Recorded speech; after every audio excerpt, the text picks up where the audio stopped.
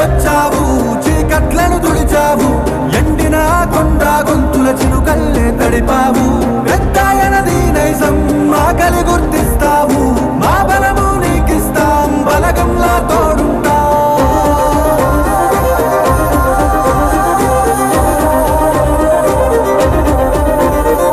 మా కన్నుల వాకిట్లో కలకాలం కాచేస్తాం, అభివృద్ధే నీ లక్ష్యం, నీ గెలుపు ఇక తథ్యం.